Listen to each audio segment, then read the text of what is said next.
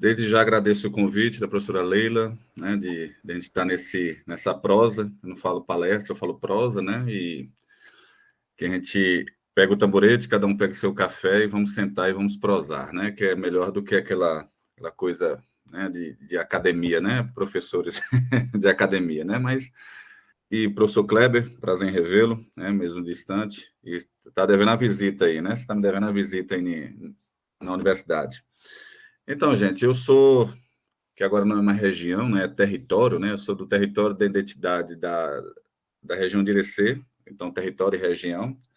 Eu sou do Morro d'Água, nasci em São Paulo, mas com 7 a 8 anos eu fui para Bahia, né? Eu nasci em São Paulo, mas com 7 a 8 anos eu fui para Bahia, morar no Morro d'Água, sem energia, com um fogão a lenha, com a bicicleta para estudar, a bicicleta Monarch 79, era meu meio de transporte, era uma bicicleta Monarch 79, um rádio a pilha para ter as notícias do mundo, e eram 12 quilômetros para ir estudar, 12 para ir, 12 para voltar, né?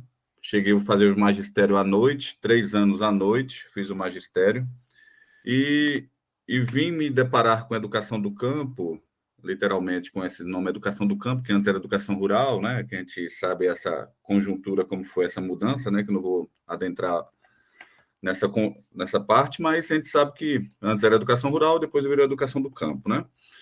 E, e trabalhei como professor de Educação do Campo na Bahia. Aí, quando foi em 2012, eu fiz um concurso e vim aqui para o Distrito Federal, né? Aqui eu vou para as escolas do campo, faço mestrado em educação do campo e, e, me, e trago essas situações do inventário para a sala de aula nas escolas que eu trabalhei e trabalho ainda, né?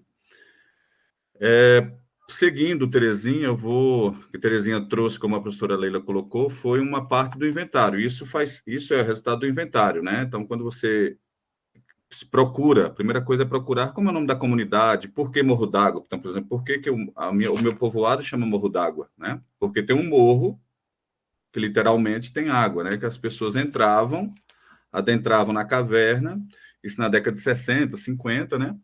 Para pegar água. Então, é um morro, né? Que tem uma água. Então, e nós do sertão, a gente sabe que a gente tem muitos nomes relacionados com água, né? Caldeirão, Lagoas, né? E outros nomes assim. E isso faz parte do inventário, de você entender por que tem esses nomes, um pouco dessa história, né? Desde já queria deixar meus sentimentos para Otavário, né? Meus sentimentos, meus pêsames, né? Nós que somos do Nordeste, a gente sabe como os velórios são, né? A gente tem esse carinho, esse cuidado de ter os velórios e essa despedida, né? E é muito, muito carinhosa. E para continuar a mística, eu vou ler um poema não, um conto de Leonardo Sakamoto, de um livrinho chamado Pequenos Contos para Começar o Dia, e ele vai trazer um pouco sobre a educação do campo. Então, nesse tempo de pandemia, eu consegui um dia ter uma live com o Eduardo Sakamoto, o mesmo que participa do Jornal da Cultura, o mesmo que tem um blog, ele tem uma coluna no UOL, né? E ele vai dizer assim, observe que ele vai falar sobre a educação do campo sem ter a intenção de falar na educação do campo, ele fala na educação do campo. Ele sabia ler a chuva e escrevia pela enxada. Sua tristeza eram as mãos, feridas pela necessidade. Por nunca ter segurado um lápis, fez o impossível para o seu menino. Na hora da foto de formatura do menino, plantou fundo as mãos no bolso da calça surrada, com medo de envergonhar o filho doutor. Com carinho, o rapaz as colheu, abriu feito palma de flor e desferiu longo beijo. Desde então, Emanuel, o pai, sorri quando olha para elas, para suas mãos. Então, observe que Eduardo Sakamoto vai dizer para a gente a educação do campo, né? Ele, com poucas palavras, né, ele vai trazer o sentimento de nós, né, que vem do campo, que não é do campo, né? A gente vem da roça, né? A gente vai trazendo as nomenclaturas, mas a gente vem da roça, né? E como os nossos pais, por exemplo, minha mãe é analfabeta, mas lutou, né, para a gente ter o estudo, como eles falam, né? E para ter o estudo, e aí tinha aqueles termos, né, para você ser alguém na vida, mas isso a gente, na educação do campo, a gente mostrou que todo mundo é um alguém na vida, né? Então a gente foi tirando alguns nomes, né? Mas, eu falando assim, você quer morrer na enxada? Então, isso é a cultura da educação rural, né? Então, para você sair do campo, para você ter que sair do campo, para você não estudar no campo, estudar na cidade. Mas isso a gente percebeu que com a educação rural, que era essa proposta da educação rural, a gente consegue lutar pelos nossos direitos, que tem que ter educação no campo, e que não é esmola, né? E nós temos que e vamos lutando com isso. E seguindo, nesse livro aqui da expressão popular, de Carlos Rodrigues Brandão, com prefácio de Miguel Arroio, que Miguel Arroio é espanhol, ele vem para Minas Gerais depois, mas ele vai trazer um prefácio desse livro, História do Menino que Lia o Mundo, que é de Paulo Freire, né? Traz as metodologias de Paulo Freire, de como alfabetizar, né, ou como trabalhar, né, com a realidade também. É um livrinho barato da expressão popular, então e o prefácio ele vai dizer assim, né, vou tirar alguns trechos aqui. E você já teve vontade de escrever sua própria história? Terezinha já fez um pouco disso, né? Lembra? A professora pediu para fazer uma redação, escrever sua vida. Todos nós um dia tivemos vontade de contar nossa história. Todos tivemos uma professora que pediu para fazer uma redação contando nossa história. Como ficamos felizes de contar a nós mesmos nossa história. Contar a vida em família, a criação com muita dificuldade. O meu pai e minha mãe trabalhando na lavoura. Eu ajudava. Minha mãe me levou à escola. Lembro-me do primeiro dia. A escola era muito longe de onde nós morávamos. Não tinha material direito para estudar. Lembro a alegria do dia que aprendi a ler. Não faltar à escola e ajudar em casa a cuidar dos meus irmãos pequenos. Sair da escola para ajudar o pai, trabalhando na roça. Pegar o caderno para fazer os deveres e pegar a cartilha para ler. E a sua história? Como de tantos meninos e meninas do campo? Quando lemos uma história, um livro, queremos saber e entender o que está escrito, para entender nossa vida, para entender o mundo. Queremos aprender a observar a família, a comunidade, o trabalho na lavoura. Aprender com o pai e a mãe, os avós, as formas de lidar com a terra, os termos de preparo de sementeira e de colheita. Participar na alegria, na festa e na celebração da colheita no fruto do trabalho na terra. Cantar e celebrar a luta pela terra, celebrar a terra. Como seria gostoso estudar tudo isso nos livros e nas lições da escola. Aprender a ler o mundo, vivendo e estudando sem sair da escola, garantindo nosso direito à escola. Escola é direito, não esmola.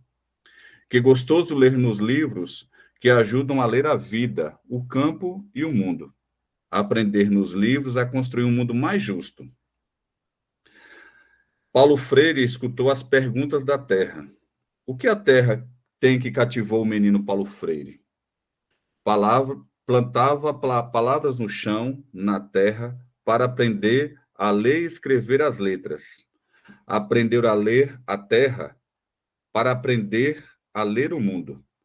Aprender a ler o trabalho na terra para aprender o trabalho no mundo. Da vida no campo vem perguntas que queremos aprender a ler.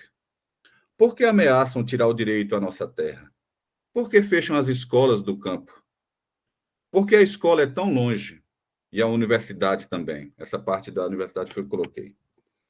Por que lutar pela terra, pela vida, pela escola? Por que trabalhar tanto e viver no aperto? Por que a terra não é de quem nela trabalha? Por que os jovens têm que sair do campo? Aprender a ler o mundo é aprender a entender e responder essas perguntas.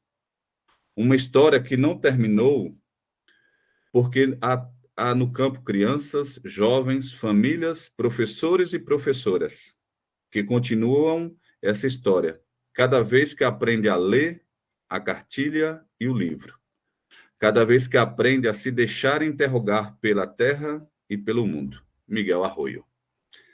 Então, Miguel Arroio vai trazer nesse prefácio, né, a demanda da educação. E na hora que eu estava lendo aqui, eu me lembrei de uma reportagem que passou agora, de uma situação do trabalho escravo análogo à escravidão, e trabalho escravo mesmo, né, que trabalhadores daí da Bahia voltaram para a Bahia agora, que estavam numa vinícola no Rio Grande do Sul.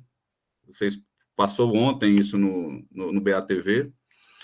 E de quantos e quantos nossos saem do nosso Nordeste, da nossa terra, e vão trabalhar ou em Minas, ou em Goiás, ou, né, em São Paulo, e tanto, o êxodo rural era mais para São Paulo na década de 70, né? E minha mãe mesmo vai para São Paulo e, infelizmente, ela não acompanha a minha formatura de magistério. Imagine, a pessoa que trabalhou, lutou e não me acompanhou no magistério. E em 1993, né, ela não acompanha o magistério. Aí, quando chega em 2007, eu estou na universidade e eu aviso ela em 2003 que eu tinha passado na universidade, no vestibular, né, da UNEB, para fazer pedagogia, e ela está no meio da roça de Mamona, e ela agradece, né, quando a gente está na roça, que você chega para avisar alguém, se você está na roça e você chega, você tem que avisar logo que não foi morte, né, para a pessoa não dizer o que foi, meu filho, né, quando eu cheguei na rua de Mamona, ela perguntou o que foi, né. Aí eu falei, não, mãe, eu tô chegando aqui e tal. Não foi nada, não. Aí quando eu cheguei perto dela, eu avisei ela que eu tinha passado no vestibular, né? Isso em 2003. Aí ela baixou, ajoelhou, agradeceu a Nossa Senhora Aparecida e depois, em 2007, ela foi minha madrinha, né? Então, numa oportunidade que ela não teve de acompanhar nem a formatura do filho de magistério, né? Ela acompanha depois a formatura do filho, sendo a madrinha do filho, né? Então, isso para você, esse início, né, para vocês perceberem como a educação do campo tem esses desafios, né? Como essa educação do campo, por mais que estejamos no século XXI, o tanto que nós somos, e está tão real isso, né? Está tão presente na nossa realidade, né? Escolas, somente escolas do campo, de todo o território baiano, são fechadas, com a desculpa de dizer que escolas do campo não pode ter escola nucleada, não pode... Pessoas que prometem que vão ter educação do campo e quando chegam lá não tem educação do campo, né? Não tem essa discussão. Então, a gente, mesmo daqui no Distrito Federal, tem essa realidade também. Nós temos 75 escolas do campo aqui no Distrito Federal, né? Então, quando vocês falam Brasília, a gente acha que é só o quadradinho, né? Mas que é o plano piloto, que é onde está Brasília ali, o governo, não. Mas a gente tem 75 escolas do campo que a gente luta por essa identidade da escola do campo.